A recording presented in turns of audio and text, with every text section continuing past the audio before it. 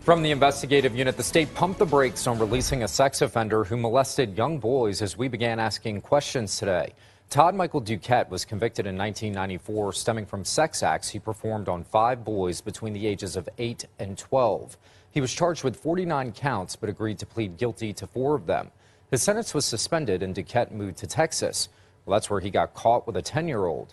Tonight, a relative of the victims he attacked believes it's only a matter of time before people begin asking questions about when the state sets him free. I don't want another child getting hurt. But with them not keeping him where he should be till his sentence completion, I can't say that that's not going to happen. And nobody can guarantee me that that's not going to happen. The Department of Corrections says Duquette met the requirements for release, but his residence plan was withdrawn by the landlord. Once he comes up with a new one, he'll be allowed to get out. Coming up. Then, a convicted child molester was set to be released this week, getting decades chopped off his sentence. I'm terrified because you can't rehabilitate people like that. Victims and their family members stunned that he could be let go. The Department of Corrections with a change of plans after Chief Investigator Chris Nakamoto started asking questions. But tonight, a sudden change. A sex offender will not be getting out of prison after we started to ask questions about his release.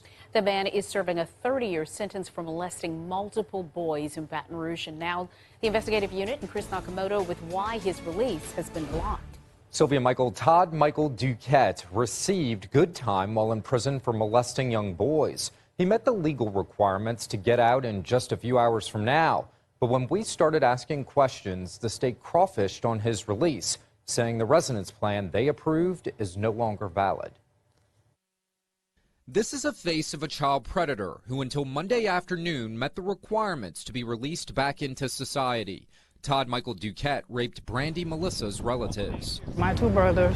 It came to light while they were at school. 11 days before Christmas, the year it happened, one of my brothers attempted suicide during recess at school.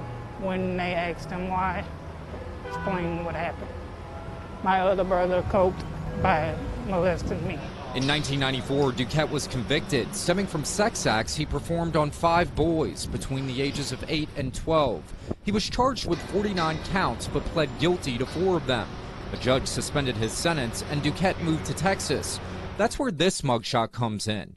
He got caught with a 10-year-old over there and was sentenced to prison in Texas. He'd later be sent back to Louisiana to fulfill his original 30-year conviction here.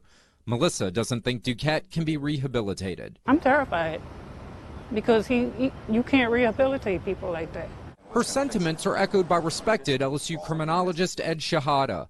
When Duquette went before the parole board in 2019, they denied his parole. Shahada made it clear at the time it's very hard to rehabilitate certain predators. You can't change your sexuality.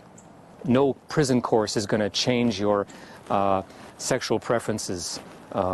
It's something that is a unique personality disposition that tends to reassert itself throughout your life. This letter states Duquette was scheduled to be released Wednesday and will remain under state supervision until 2038.